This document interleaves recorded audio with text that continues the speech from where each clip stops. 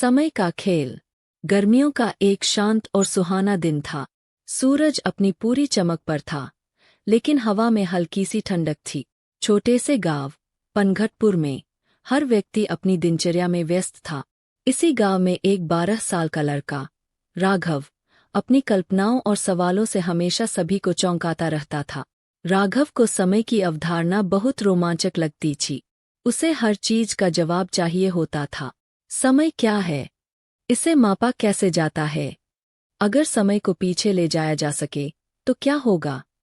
ये सवाल उसके मन में हर पल गूंजते रहते थे। राघव के दादाजी, जो गांव के सबसे बुजुर्ग और समझदार व्यक्ति थे, अक्सर राघव को अपनी कहानियों से प्रेरित करते थे। एक दिन राघव ने उनसे पूछा, दादाजी, क्या समय को रोका जा सकता है? दादाजी मुस्कुराए और बोले, बेटा, समय सबसे बड़ी ताकत है। इसे कोई रोक नहीं सकता, परंतु अगर तुम इसे समझ सको तो तुम जीवन का सबसे बड़ा राज जान जाओगे। समय का राज। राघव को यह बात बहुत गहरी लगी। उसने सोचा कि दादाजी के पास जरूर समय से जुड़ी कोई खास जानकारी है। वह उनके पास बार बार जाकर समय के बारे में और सवाल पूछता। एक दिन दादाजी ने कहा, राघव, अगर तुम सच में समय को समझना चाहते हो तो पुराने मंदिर के पीछे वाले जंगल में जा। वहां एक प्राचीन घड़ी है। वह घड़ी तुम्हें समय का रहस्य समझा सकती है। राघव के मन में उत्सुकता जाग गई। अगले दिन सुबह वह बिना किसी को बताए जंगल की ओर चल पड़ा। प्राचीन घड़ी। जंगल घना और रहस्यमय था। राघव ने वहां एक टूटे फूटे मंदिर के पास एक बड़ी प्राचीन घड़ी देखी। घड़ी का डिजाइन बेहद अद्भुत था। वह पूरी तरह से सुनहरी थी और उसकी सुइयां धीरे धीरे घूम रही थी। घड़ी के ऊपर एक शिलालेख लिखा था, जो समय को समझेगा वह जीवन को जिएगा। राघव ने घड़ी को ध्यान से देखा। जैसे ही उसने घड़ी को छुआ, उसे लगा कि सब कुछ रुक गया है। हवा थम गई, पक्षियों की चहचहाहट बंद हो गई और घड़ी की सुइयां भी थम गई। राघव घबरा गया। उसने चारों ओर देखा, लेकिन सब कुछ स्थिर था। कुछ ही पलों में एक आवाज गूंजी, क्यों आए हो, बालक? राघव ने मुड़कर देखा तो उसके सामने एक तेजस्वी आकृति खड़ी थी। वह कोई साधारण इंसान नहीं, बल्कि समय का संरक्षक लग रहा था। समय का संरक्षक। संरक्षक ने कहा, मैं समय का रखवाला हूँ। जो भी इस घड़ी को छूता है, उसे समय का रहस्य जानने का अवसर मिलता है। लेकिन हर ज्ञान की कीमत होती है। क्या तुम तैयार हो?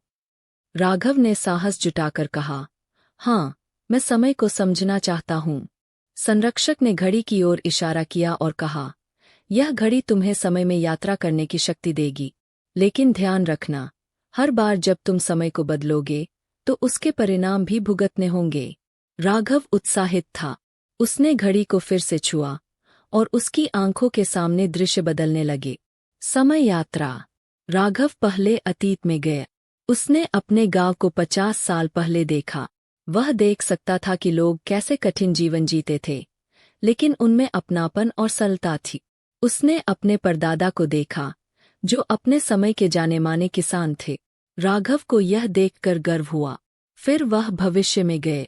उसने देखा कि गांव में बड़े बड़े मकान बन गए थे, लेकिन लोग एक दूसरे से कटे हुए थे। तकनीक ने सब कुछ बदल दिया था, लेकिन रिश्तों में दूरी आ गई थी। समय का प्रभाव।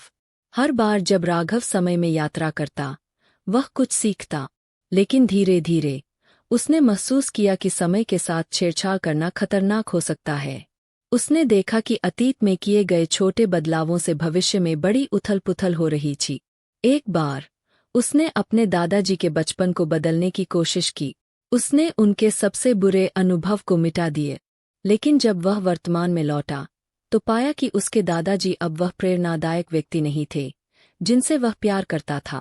राघव को समझ में आया कि हर अनुभव, चाहे वह अच्छा हो या बुरा, जीवन को आकार देने में महत्वपूर्ण भूमिका निभाता है।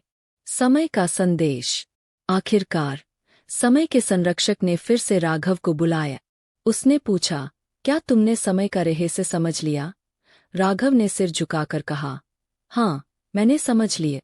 समय को बदलना नहीं चाहिए, हमें उसे वैसे ही अपनाना चाहिए जैसा वह है। संरक्षक मुस्कुराया और कहा, तुमने सच्चा ज्ञान प्राप्त कर लिया है। अब तुम इस घड़ी का सही उपयोग कर सकते हो। लेकिन याद रखना, समय का खेल समझने के लिए धैर्य और विवेक जरूरी है। घर वापसी। राघव घर लौटा और उसने अपने अनुभव किसी को नहीं बताए, लेकिन वह अब पहले से अधिक समझदार और विनम्र हो गया था। उसने समय की कीमत समझ ली थी और इसे व्यर्थ नहीं गंवाने का संकल्प लिया। पनघटपुर के लोग राघव को अब एक अलग दृष्टिकोण से देखते थे। वह समय की इस अमूल्य सीख को अपने जीवन में लागू करता और दूसरों को भी प्रेरित करता। समाप्त।